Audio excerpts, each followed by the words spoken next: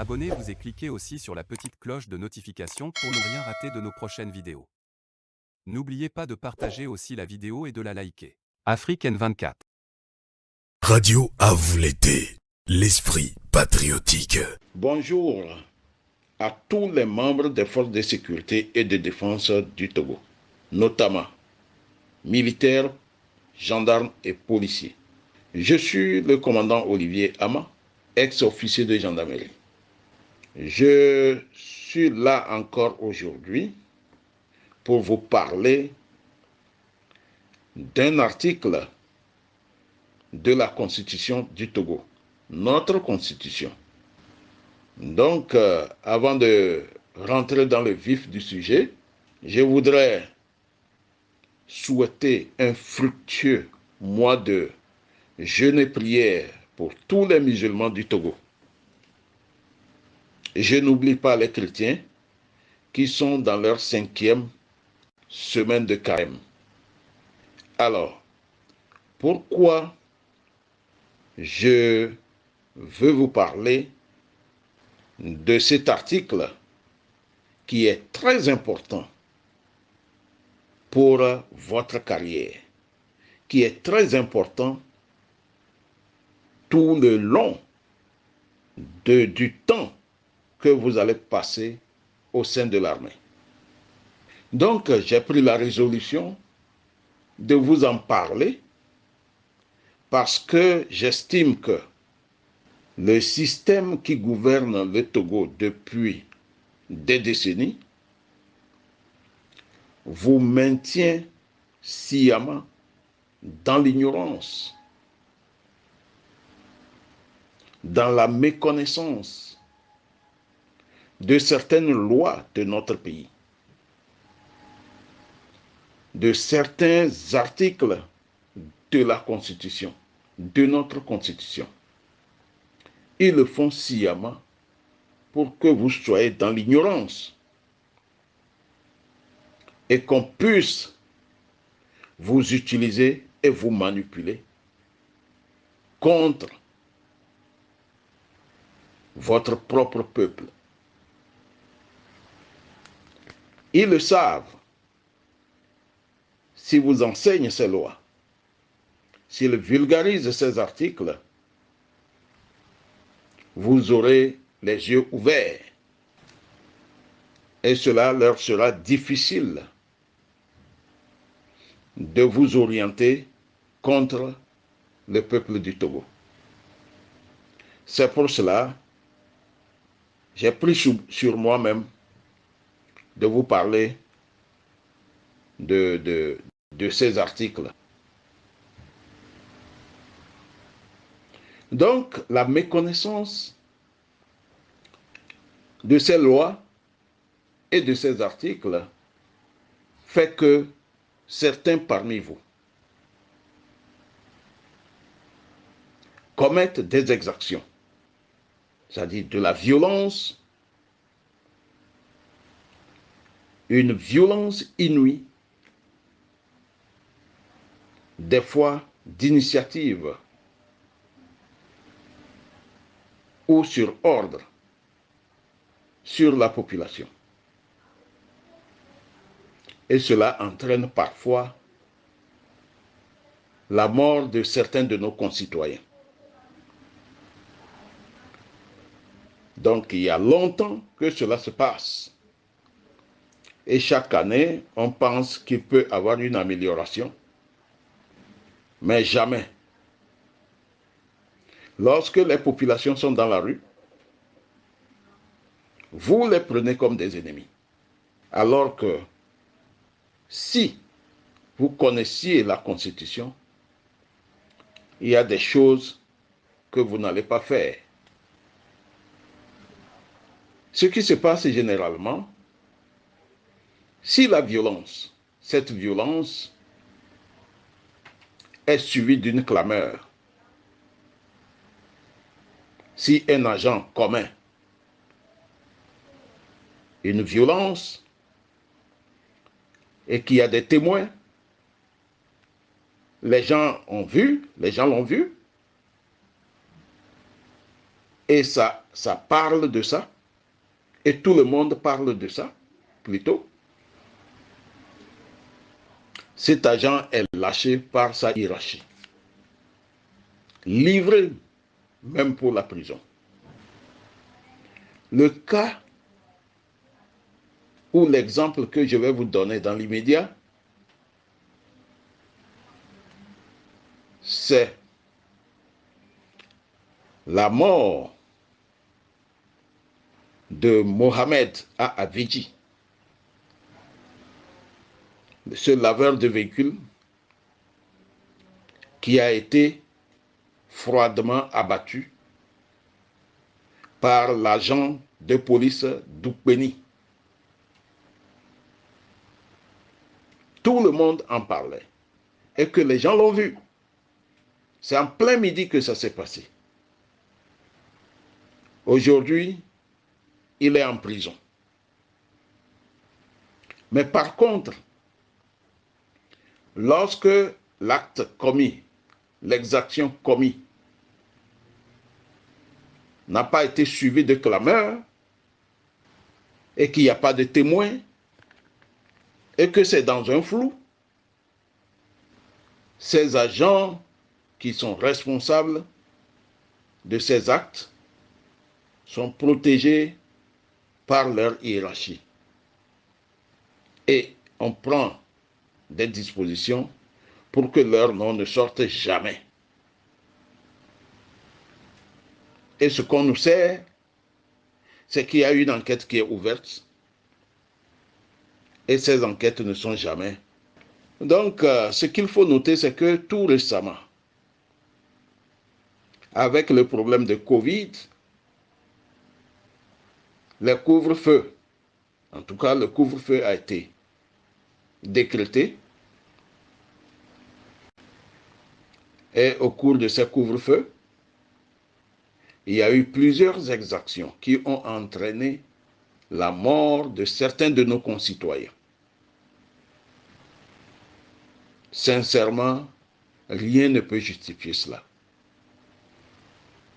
Et jusqu'à aujourd'hui, les coupables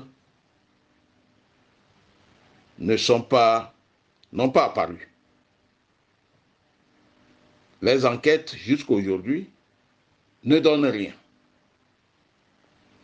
Donc, ce sont les exemples récents. Si je recule un peu en arrière, il y a les morts que les exactions ont causées à Mango, à Dapaon, à Bafilo, à Sokodé, à Lomé, à Palimé.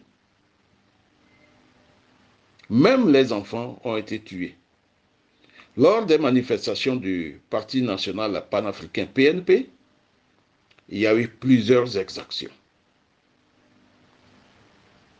En ce moment même, quand on vous voit travailler, on dirait que vous êtes en face des ennemis. Alors qu'en maintien d'ordre, il y a le matériel approprié qu'il faut utiliser. Aujourd'hui, avec cet article, vous allez voir que normalement, lorsqu'il y a ces actes qui sont commis, il y a des poursuites. Il y a des poursuites. C'est parce qu'on vous maintient dans l'ignorance de ces lois et on travaille seulement avec le règlement militaire, alors que la constitution de notre pays est au-dessus de ce règlement militaire. Il faut absolument que vous le sachiez. La constitution, les lois de la République sont au-dessus du règlement militaire. Le règlement militaire, ça s'arrête dans les casernes. Mais quand vous sortez dans la rue, c'est les lois, c'est la Constitution. Vous devez le savoir. C'est pourquoi je prends sur moi-même de vous le dire. Donc, l'article dont je vais vous parler, c'est l'article 21 de notre Constitution. Avant de vous le lire, je voudrais vous rappeler que le 25 mars dernier, lors de la présentation des nouvelles recrues au drapeau national, le chef d'état-major général a précisé aux recrues qu'ils ont aussi pour mission de protéger les institutions de la République, de les défendre. Eh bien, je voudrais vous dire aujourd'hui que ces institutions de la République découlent de la Constitution. Donc, on ne peut pas vous dire de protéger toutes les institutions, de les défendre, et sans protéger et respecter la Constitution. Si on vous dit de défendre les institutions de la République, cela veut dire aussi qu'il faut défendre la Constitution.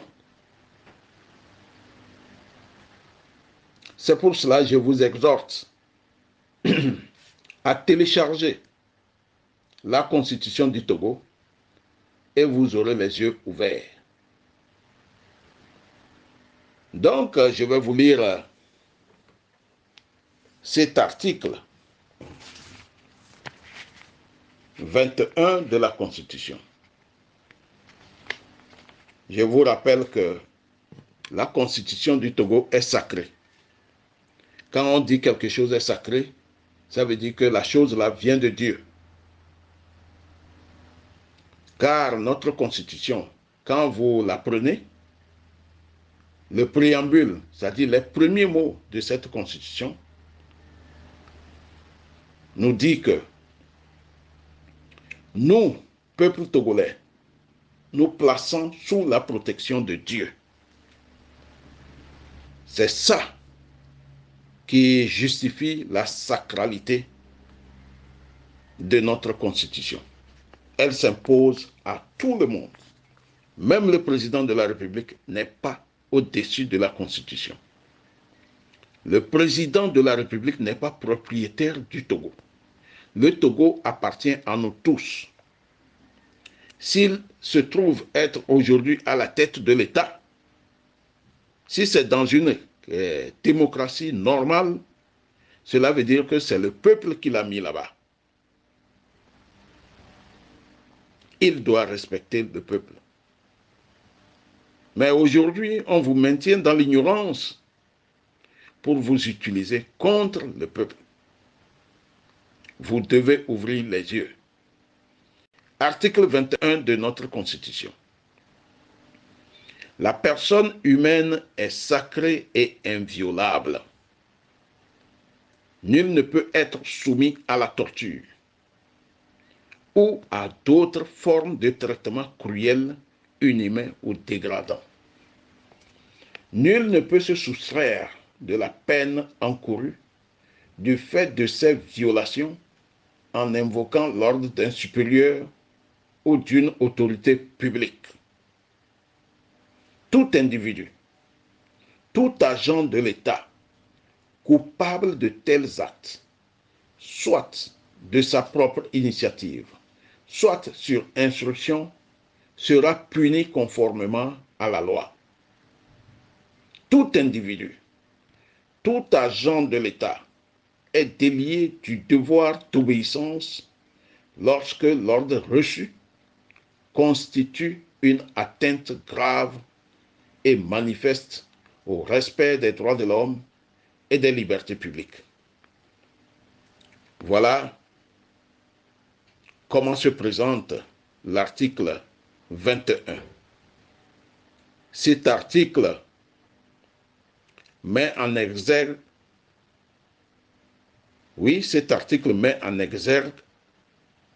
la sacralité de la vie humaine au Togo.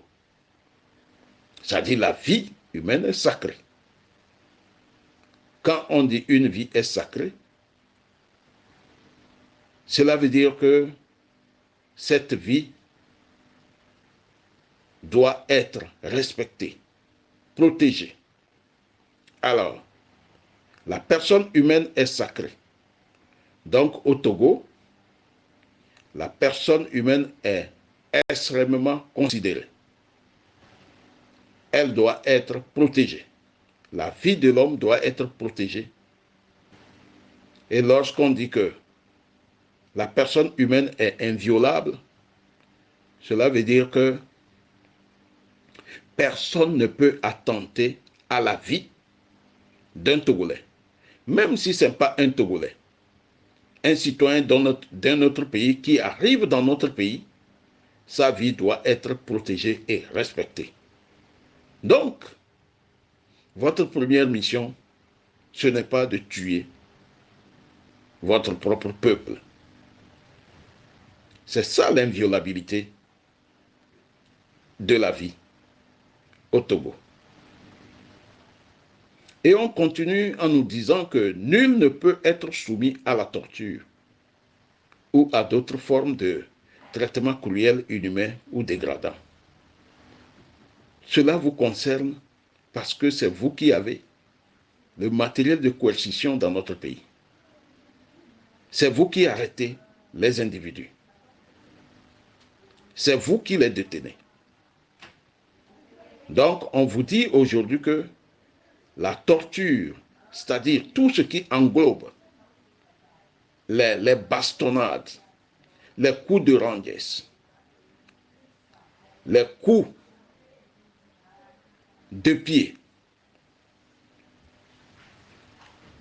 tout ce qui englobe la privation de nourriture, la privation de toilettes, des actes d'humiliation des gens qui sont arrêtés. Par exemple, faire rouler les gens dans la boue, les empêcher d'aller aux toilettes, les frapper, les exposer au soleil, verser de l'eau froide, extrêmement froide sur eux, les faire ramper dans des endroits malsains. Bref, les humilier. La constitution togolaise vous dit que ces actes sont interdits. Voilà. Et on vous dit que vous ne pouvez pas vous protéger derrière l'ordre d'un chef ou d'un supérieur. Si vous recevez les ordres et vous les exécutez, on vous demande de tuer quelqu'un par exemple, et vous le faites, on vous demande de tirer sur les manifestants. Vous le faites, votre responsabilité est engagée. Même si vous recevez les ordres, vous êtes dedans. Et que tous ceux qui sont coupables de ces actes seront punis par le code pénal. Et on vous dit aussi que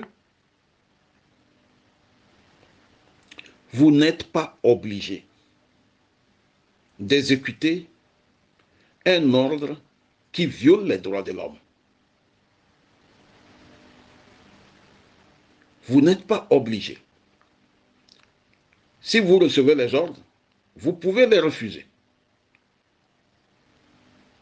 Et aucun de vos chefs ne peut vous faire quelque chose. Vous n'avez rien à perdre. Vous pouvez refuser d'exécuter un ordre qui viole les droits de l'homme.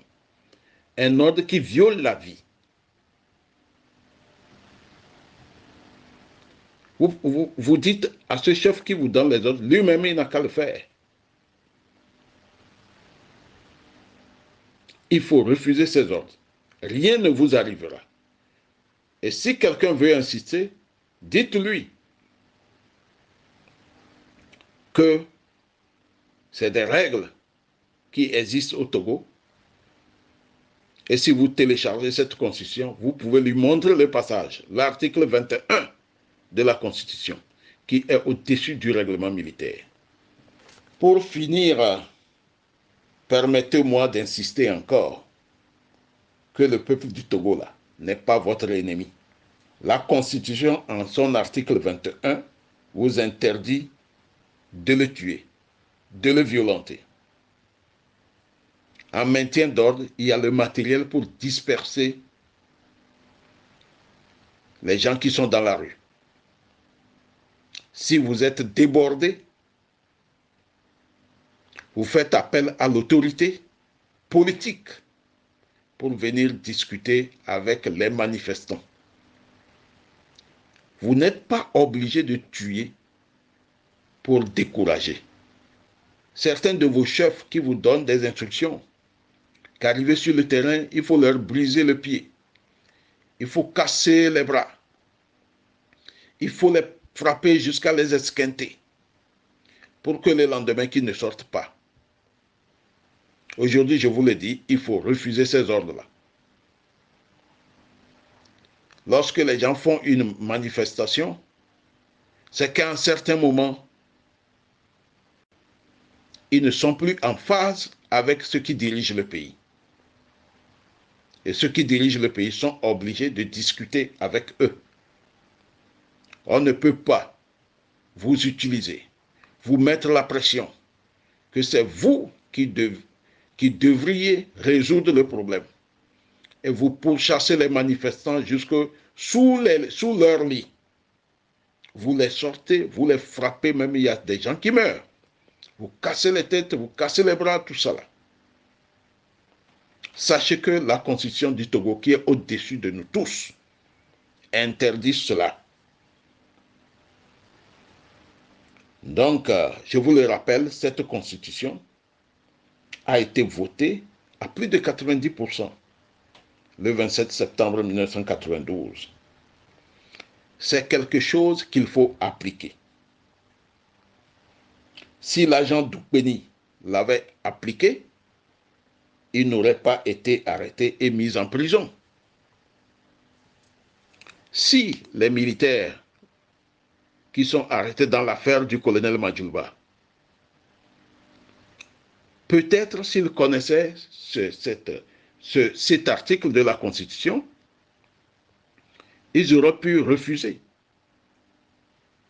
de l'exécuter.